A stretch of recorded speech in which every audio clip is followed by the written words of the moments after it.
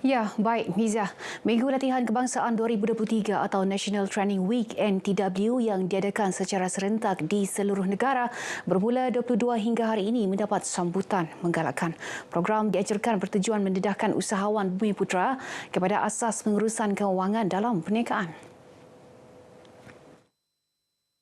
Sambutan agak menggalakkan ini hanyalah sebahagian kecil sebenarnya.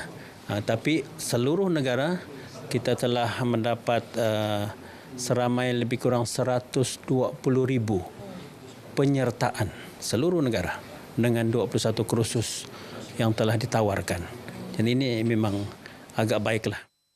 NTW 2023 yang diterajui Perbadanan Pembangunan Sumber Manusia HRD Corp, sebuah agensi di bawah Kementerian Sumber Manusia, merupakan minggu kesedaran latihan besar-besaran yang menghimpunkan pelbagai pihak, organisasi serta individu daripada pelbagai latar belakang dan industri. Inisiatif ini memberi peluang pembelajaran dan pembangunan kemahiran yang lebih luas menerusi penganjuran program dan aktiviti latihan yang meliputi pelbagai topik dan bidang kemahiran secara percuma. Sambutan Pesta Keamatan Wadah Terbaik Rakyat untuk Kekal Bersatu Padu seterusnya menjadi contoh konsep perpaduan terbaik masyarakat berbilang kaum.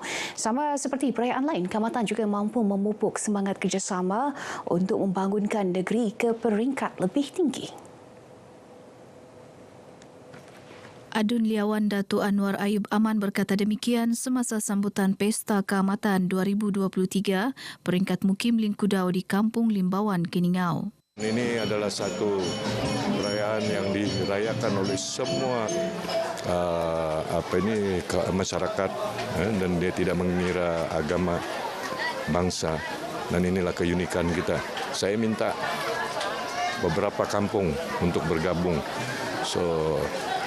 supaya ini lebih mengeratkan lagi silaturahim dari satu kampung ke satu kampung. Dalam pada itu, Datuk Anwar mahu keunikan budaya pelbagai kaum di Sabah terus dipelihara sebagai khazanah warisan budaya yang berupaya menyumbang kepada pembangunan ekonomi negeri. Pendidikan kerohanian perlu dititik beratkan dalam program pemulihan penghuni di institusi penjara Sabah. Ini kerana penjara bukan sahaja menghukum mereka yang melakukan kesalahan, namun bertanggungjawab memulih, memimpin dan mendidik pesalah sebelum kembali ke pangkuan masyarakat. Pengarah Penjara Negeri Sabah dan Wilayah Persekutuan Labuan, Nora Musa berkata, pihaknya amat mengalu-alukan kerjasama pelbagai pihak untuk membantu dalam program pemulihan kerohanian penghuni di penjara. Kita haraplah melalui aktiviti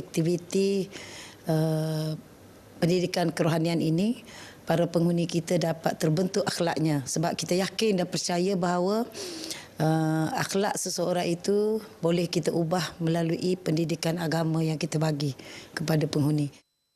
Antara pengisian program pemulihan di penjara ketika ini termasuklah kelas Fardu Ain dan kelas bacaan Al-Quran selain penganjuran festival kesenian Islam dengan harapan dapat membentuk kepribadian dan akhlak yang mulia sekaligus menjauhkan mereka daripada terjerumus semula dalam kancah jenayah. Beliau ditemui RTM selepas menghadiri forum Anjung At-Taqwa Sabah FM bertajuk Bukan Jalan Terakhir di Penjara Wanita Kota Kinabalu.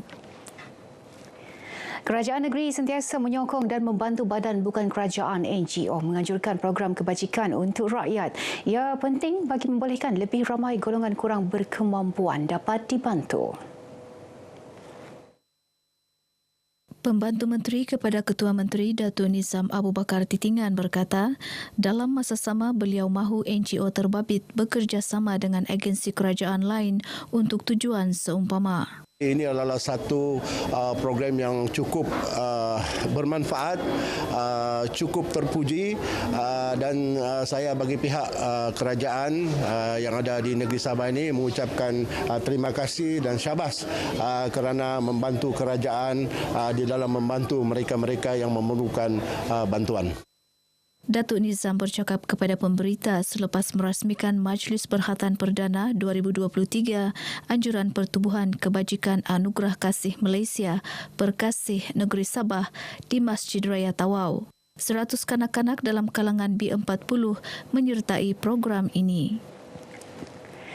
Pelaksanaan aktiviti gotong royong penting untuk meningkatkan kesedaran orang ramai menjaga kebersihan alam sekitar bagi mengekang penularan wabak penyakit. Gotong royong juga perlu bagi memastikan keindahan alam sekitar dijaga untuk dinikmati generasi akan datang. Pemimpin Pembangunan Masyarakat Liawan, Frederick Philip berharap masyarakat terus memberi kerjasama untuk menjayakan program sedemikian. Untuk memberi kesedaran kepada penduduk setempat, kesedaran supaya menjaga kebersihan ataupun kesihatan diri dan keluarga. Beliau menyatakan demikian semasa program gotong royong perdana anjuran kumpulan Yayasan Sabah Zon Pedalaman Utara dan Unit Pemimpin Pembangunan Masyarakat UPPM Liawan di Kampung Agudon, Keningau.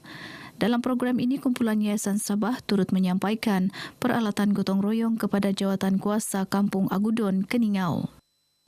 Sangat-sangat membantu dan penduduk kampung pun sangat-sangat berterima kasih atas sumbangan yayasan dengan UPPM. Baik, perkongsian itu mengakhiri paparan dari negeri di bawah Bayu. Teruskan kesetiaan anda bersama Berita RTM. Kembali ke Angkasa Putih bersama Miza. Miza.